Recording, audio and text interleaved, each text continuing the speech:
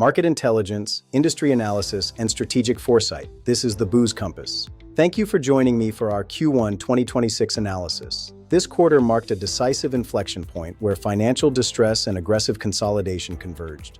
Financial distress, aggressive consolidation, and structural demand shifts converged to reshape competitive dynamics across all three tiers. The quarter witnessed extraordinary M&A activity totaling over $1 billion in announced deals, signaling a massive industry shakeup. Tilray Brands led the charge, acquiring BrewDog's global operations for £33 million, a fraction of its previous peak valuation. Other major moves included KKR's $510 million investment in Diao Beverages and Keurig Dr Pepper finalizing JDE Peet's financing.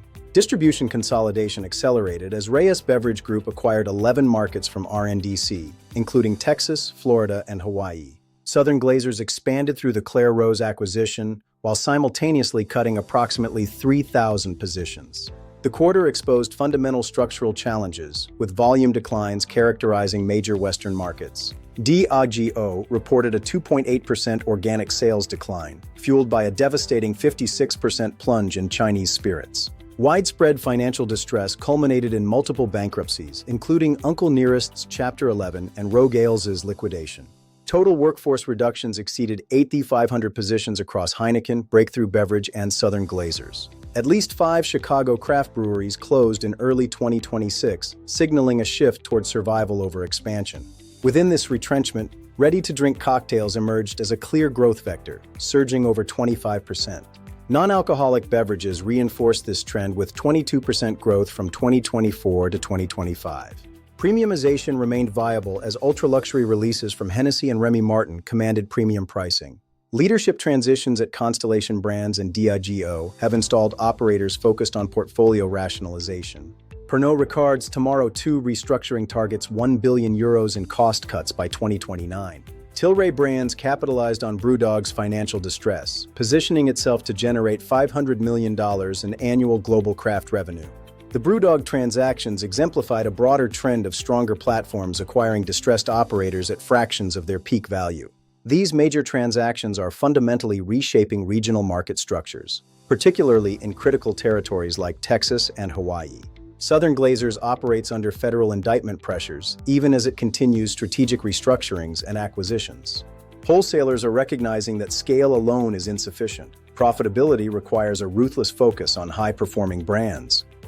Uncle Nearest filed for Chapter 11 while facing a $100 million lawsuit, showing the vulnerability of even high-profile brands. Other liquidations included Rotten Little Bastard and Rogue Ales, which entered liquidation owing nearly $17 million. For the first time in decades, brewery closures are outpacing openings nationwide, hitting craft and mid-sized operators hardest. Diageo sent shockwaves through the industry by cutting dividends by over half, a move historically taboo for blue-chip beverage companies. This signaled that headwinds are structural, requiring capital for transformation rather than shareholder distributions. These efforts align with massive job cuts across Heineken, Breakthru, and Southern Glazers. Major players are abandoning volume growth expectations in mature markets, pivoting toward operational efficiency and margin preservation. The RTD segment is projected to grow to over $60 billion by 2036, representing an 11% annual growth rate. Innovation is concentrated here, with major players like Surfside and Topo Chico launching successful new variants and formats. The RTD boom is attracting massive investments from producers seeking to offset declines in traditional categories. Non-alcoholic beverages reinforced this trend with 22% growth, featuring celebrity launches like George Clooney's Crazy Mountain Beer. The quarter revealed a fundamental bifurcation. Stronger players are buying, while distressed operators are liquidating. Well-capitalized players view this market dislocation as a buying opportunity to acquire assets at depressed valuations. Smaller operators are forming survival collectives to weather category-specific headwinds and margin compression. Ultra-premium releases are proliferating, targeting affluent consumers who are still willing to pay for authentic, story-driven products. Premiumization and RTD expansion have emerged as the industry's dual strategic pillars in this new landscape. Consumer behavior is shifting. We see uptrading in super premium segments and a move toward RTDs in the mid-tier. Leadership transitions and restructuring programs signal an industry-wide shift toward operational efficiency and margin preservation.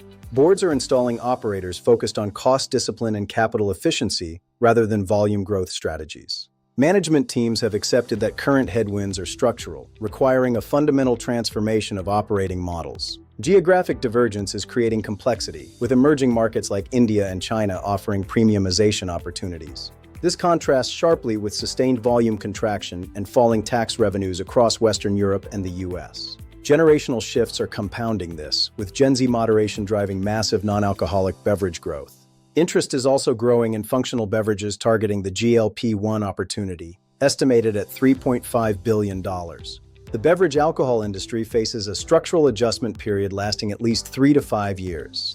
This is a structural challenge that cannot be resolved through traditional marketing or promotional strategies. Companies that proactively transform their operating models and build scale will emerge stronger with consolidated market share.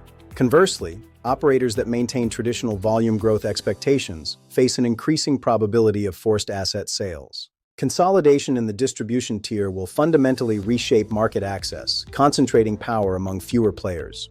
This creates severe barriers for emerging and mid-sized brands struggling to secure distribution and maintain shelf space. Suppliers must respond by building direct-to-consumer capabilities or accepting niche positioning with higher margins. Opportunities for growth concentrate in 4 areas: RTD cocktails, non-alcoholic alternatives, ultra-premium spirits, and emerging markets. Private equity and strategic acquirers will continue targeting distressed assets at depressed valuations for long-term consolidation.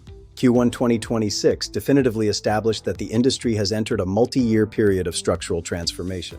Success now requires difficult decisions around cost reduction, portfolio simplification, and capital redeployment. Stakeholders should prioritize monitoring M&A trends, distributor consolidation, and the sustainability of premium pricing.